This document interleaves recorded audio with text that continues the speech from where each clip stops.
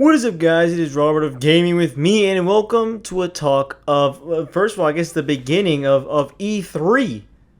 I guess we're gonna be talking about right now. We're gonna be talking about Google Stadia. I guess the next video, I don't know how I'm gonna do this for E3 stuff.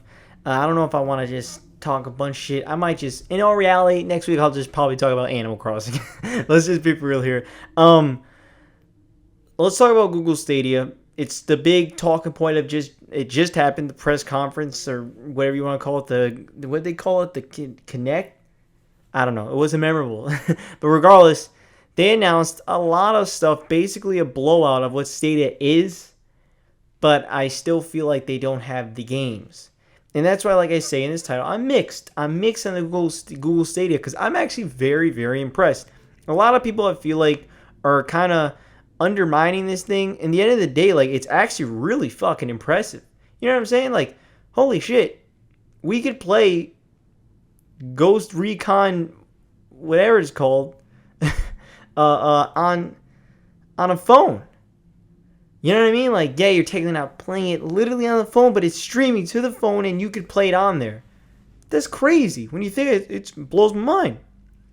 And no hardware. It's pretty crazy, and it is the future. In the end of the day, it's pretty much the future. Besides, I think like Nintendo. I think Nintendo's going to be sticking in their lane for quite a while. I know a lot of Microsoft and Sony, they're not sure if their next console is the last console. It's questions up in the air stuff. Microsoft's kind of going towards services, and Sony is being Sony, and maybe they say that maybe, I don't know, maybe it'll be the last console. But for Nintendo, they're Nintendo. They're going to continue with their hardware for a little bit, definitely. Let's talk about some of the key details in Stadia, the big things, why I'm still pretty mixed on it. Again, I like the idea. I think streaming I don't want to do it, to be fair. I'd rather just have all my physical copies. I got a collection shit. I'd rather just have physical copies, but it's impressive, and it's weird, though. Stadia Pro is a service, $9.99 a month. Even my phone was shocked. It was like $9.99 a month. No, $9.99 a month. Basically, giving you some free games. Right now, they're starting with Destiny 2. And then it goes on to, which is weird because apparently Destiny 2 is going to be a free to play game now. So, are you really getting much out of it? Even though it's a free game, but it's also going to be free to play now. That's weird. I found that really weird. But yeah, so it's $9.99 a month, and you get that basically, I guess, a few games a month.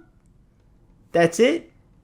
Meanwhile, you could also just, like a normal console without a console, just buy your games. You could just buy your games and that's it, and just play them.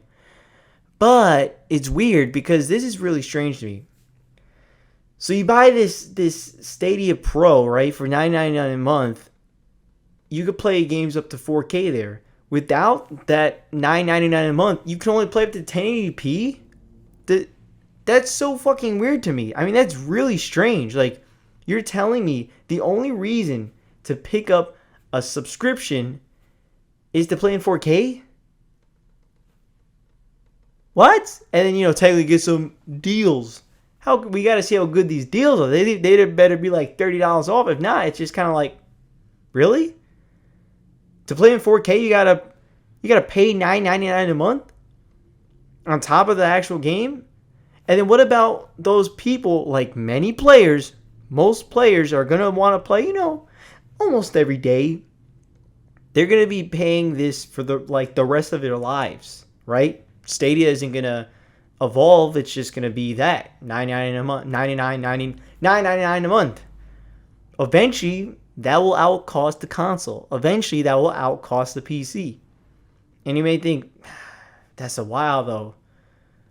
If you went as a normal console cycle, 6 years, what is that? 120 times 6?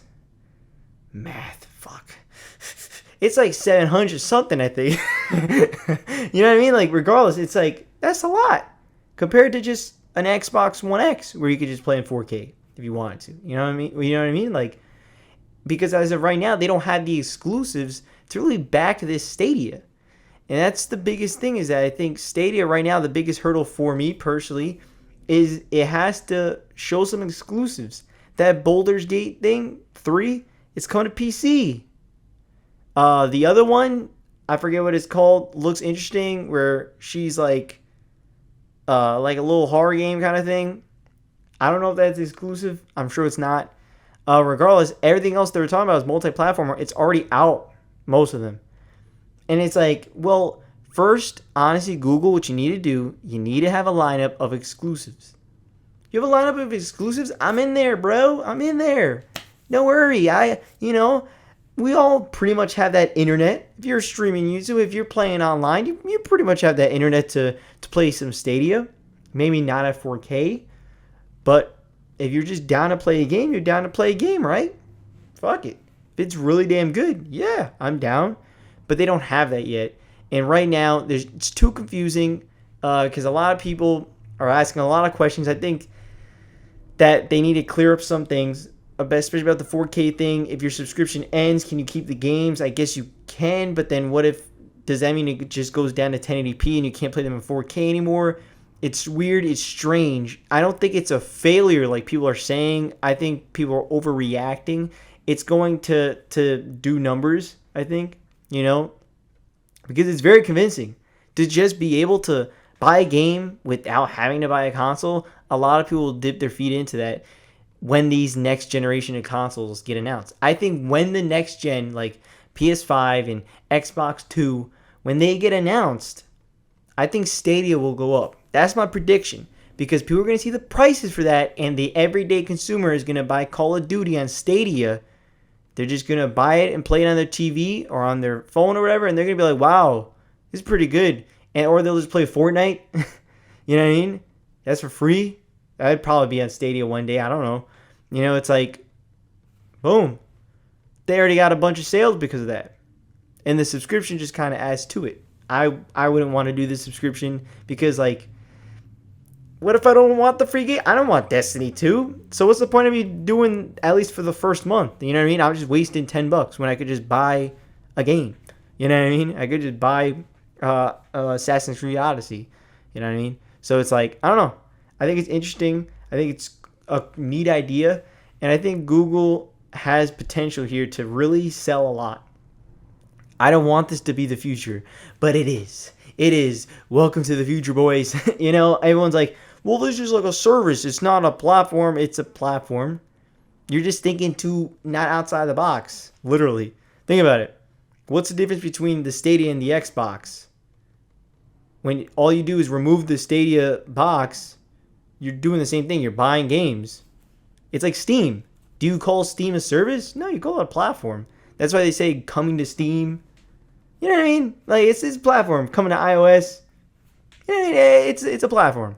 And so I think it's going to be interesting to see. I think that's my prediction, actually, is when the PS5 and the Xbox, whatever, gets announced, the prices get announced, and they're going to be high, people are going to start buying games for Stadia. I don't think it's going to be like a droves, like it's going to Stadia's the king. No, I don't think that, but I think there'll be a spike. I would not be surprised if there's a spike in sales, because when people when they see the prices, Google's totally going to be like, hey, ours is $0. You don't have to buy a console, just play the game. And I think that's very cool. I think it's a great plan, and I can't wait to see what the future of Stadia has to hold. Honestly, I'm pretty interested.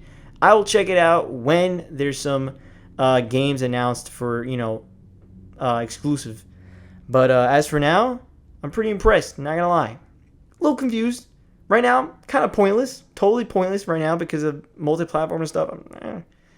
But if they fix some stuff, like you should be able to buy the game and play in 4K. You shouldn't have to use a subscription to play in 4K. That's just outrageous. And yeah, stuff like that. But other than that, I think the controller looks slick. I like to try it out. And yeah, I'm down to pick it up. Down to pick it up and play some Stadia. So yeah, all right, guys. What do you think about the Stadia?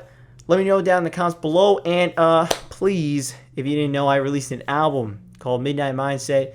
Link in the description below. You could check it out. I would appreciate it so goddamn much if you listen to it. It really means a lot. And so yeah, guys. All right. See you. Makes me sad because I remember I may not be here December.